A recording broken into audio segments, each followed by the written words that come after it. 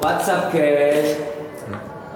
Assalamualaikum warahmatullahi wabarakatuh. Waalaikumsalam warahmatullahi wabarakatuh. Nah, dari video kemarin kan kita udah bahas bimbingan konseling. Nah, sekarang kita akan bahas lebih jauh lagi ke arah kesehatan mental tersebut gitu. Ada sambungannya sih, kesehatan mental. Kesehatan mental. Apa sih yang kalian ketahui tentang kesehatan mental itu? Mas Bintang coba. Kalau menurut aku sih kesehatan mental itu kan mental itu apa ya? Kayak dari otak gitu.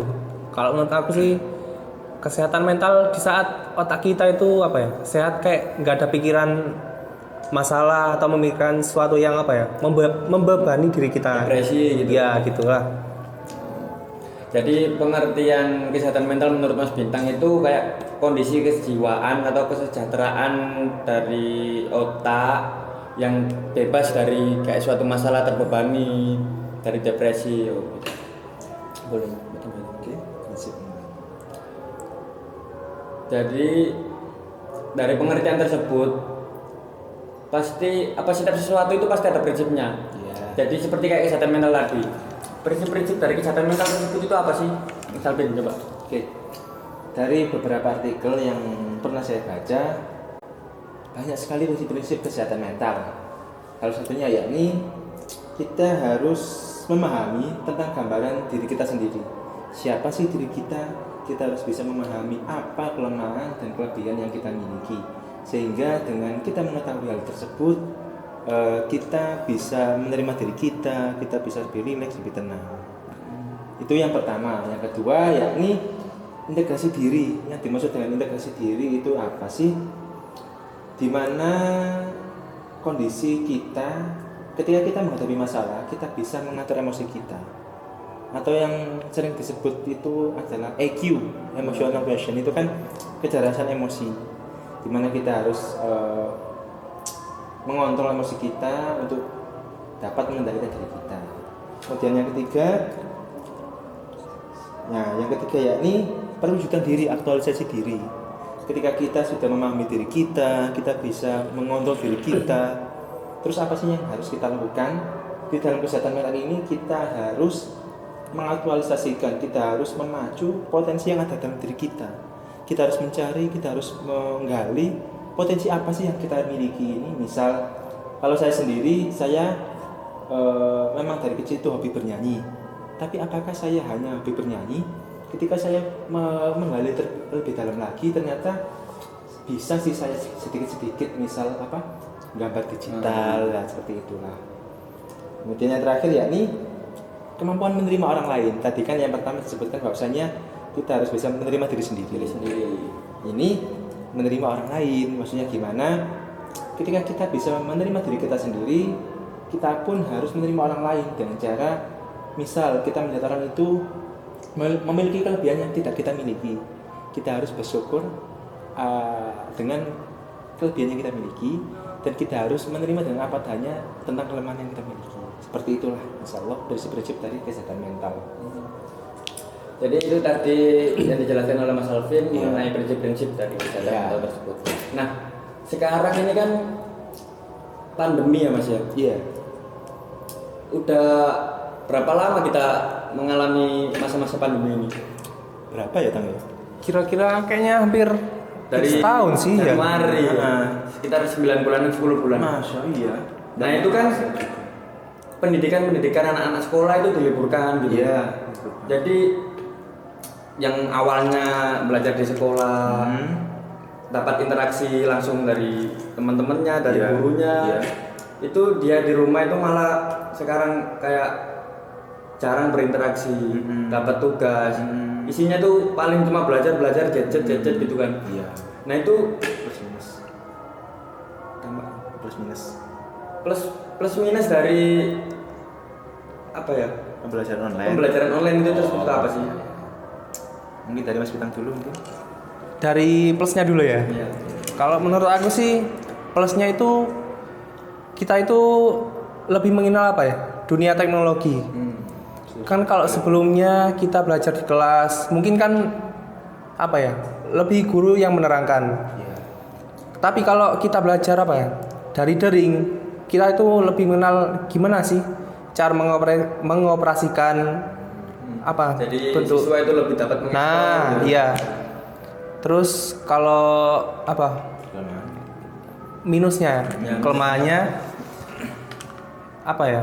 Kurang interaksi sih di luar. Soalnya kan kita terus-terusan di dalam ngerjakan soal, nggak ada interaksi sama orang langsung gitu. Mungkin ada lewat Zoom gitu misalnya kan, tapi nggak ada interaksi langsung. Gitu sih. Untuk Mas Alvin? Oke, kalau saya sendiri dari kelebihan pembelajaran daring ini, pertama siswa menjadi lebih mandiri, betul kan ya seperti yang Iya. katakan tadi.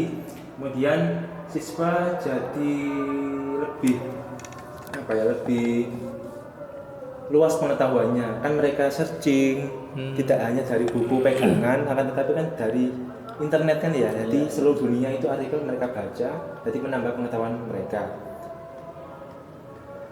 Pembelajaran yang awalnya hanya bisa dilakukan harus dengan tatap muka, sekarang bisa jarak jauh.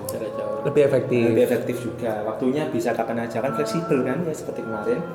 Kemudian dari kelebihan tersebut ada kelemahan. Salah satu yang dijelaskan sama Bilang tadi, kurang interaksi pertama. Yang kedua, kebanyakan guru-guru yang mengajar secara daring ini memberikan tugasnya bersifat tekstual aja. Bukan bersifat yang kontekstual. Jadi mereka diharuskan membaca berbagai paragraf tentang pelajaran-pelajaran yang kemudian dikasih soal ya seperti pembelajaran offline. Jadi tidak ada peningkatan. Harusnya menurut saya tugas-tugas yang diberikan guru itu lebih mengacu kepada kontekstual, bagaimana cara mereka menyelesaikan masalah atau dan sebagainya. Itu sih menurut saya kekurangannya. Aku mau nambahin dong. Iya, Mungkin boleh. ada lagi sih kekurangannya dari apa ya, koneksinya. Kalau mungkin ya sebagian anak itu menganggap apa ya mudah, soalnya di rumahnya itu pakai apa wifi gitu kan. Iya. Tapi sebagian anak ada yang apa keberatan gitu mungkin dari koneksi, soalnya apa ya kesusahan gitulah, nggak pakai wifi, jaringannya terputus-putus. Nah kalau seumpama pakai Zoom gitu kan, sewaktu-waktu koneksinya apa nggak bagus kan, apa ya proses pembelajarannya itu terganggu Ya gitu. secara kan masing-masing sinyalnya kan berbeda. Iya, betul. Jadi nggak bisa disamakan antara perkotaan sama Nah perkotaan itu Tapi dengar-dengar Mas ya, pemerintah sudah menggalakkan program kuota gratis ya. Oh. Ya jadi memang dari pemerintah sudah digalakkan kuota gratis, akan tetapi sinyal di berbagai daerah seperti dikatakan sama kakak yang ganteng ini tadi itu kan beda-beda. Jadi ada yang cepat, ada yang lambat. Jadi mungkin dari kita sendiri ya, ini saran dari kita kepada pemerintah untuk dibangunkan tower pemancar koneksi internet agar lebih kuat lagi koneksinya, seperti itu. mungkin diperbaiki lagi. Perbaiki lagi ya. Dampak. Nah, dari plus minus yang sudah dikatakan oleh mereka ini dapat diambil Kesimpulan. dampak gitu loh. Dampak dari Pembelajaran. pembelajaran online ini apa sih? Bagi kesehatan mental juga apa-apa yang Oke. Saya ya. Ya. Kalau menurut saya tadi itu dampak yang diakibatkan atau ditimbulkan dari pembelajaran online ini, pertama yakni banyak dari guru yang memberikan tugas itu secara tekstual.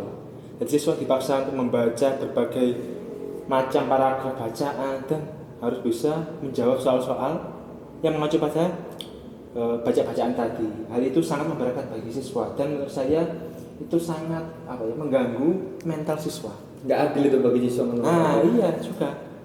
Menurut saya seperti itu. Tadi tidak seimbang lah dengan apa yang mereka dapatkan pada pembelajaran daring dengan tugas yang diberikan oleh para dosen. Terus gimana itu Mas cara menangani supaya siswa itu bisa Sehat mentalnya. sehat mentalnya, meringankan sekedar hiburan lah, tidak Oke. memberikan tugas itu terus. Nah, ada. Mungkin dari pendapat saya pribadi, guru bisa sedikit merubah cara pembelajaran.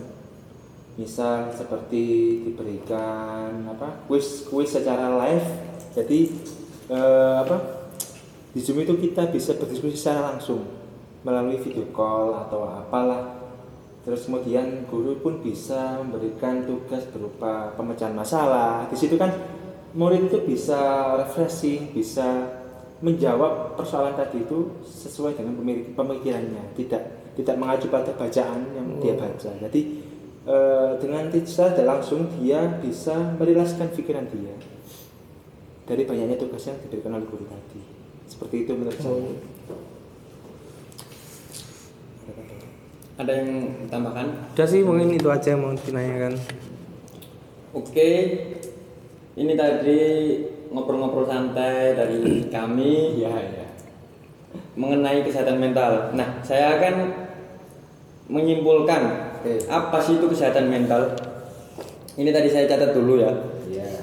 Kesehatan mental, tingkat kesejahteraan psikologis atau ketiadaan gangguan jiwa.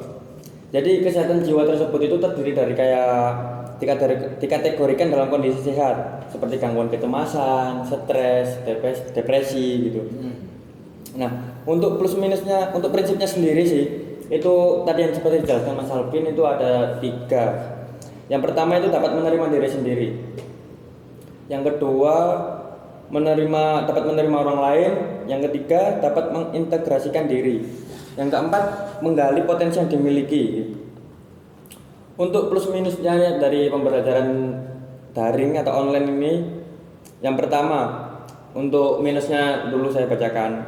Seperti yang pertama itu koneksi internet. Yang kedua siswa itu jarang berinteraksi, yang awalnya berinteraksi sama teman-temannya, sama guru-gurunya, jadi mereka itu berkurang untuk berinteraksinya gitu. Untuk plusnya, belajar daring ini tuh belajar lebih efektif dan fleksibel. Yang kedua jauh mengenal teknologi, jadi siswa itu lebih sering menghadap ke komputer, ke dunia internet untuk mencari browsing-browsing kayak gitu. Tapi nggak menutup kemungkinan semua itu pasti ada dampaknya gitu. Yang pertama seperti yang dijelaskan Mas Alvin tadi, siswa itu cenderung stres karena tugas bersifat tekstual bukan kontekstual. Tambahan lagi mungkin dari Mas Bintang. Udah. Ayo. Yuk, tuh. Ya udah, ngobrol-ngobrol santai dari kita ini sekian dulu. Kita tutup di sini. Kita salam bareng-bareng gitu. Oke. Oh iya, Atau jangan bergaya gitu. Bentar. Jangan lupa ya guys ya, di subrek sama di like juga. Soalnya kan kata-kata subrek itu gratis, oke? Supaya kita dapat apa ya? Bincang-bincang terus lah. Channelnya juga berkembang, oke? Kok saya malu ya? Enggak lah, kan itu sekitar apa? Iya. Promosi supaya baik. kita Oke. terus berkembang gitu kan. Cari aja ini. Iya udah ya. Oke. Hitung aja 1 2 3. 1, 2, 3. Assalamualaikum warahmatullahi wabarakatuh. Saya malu ya. Coba lah, lu coba aja.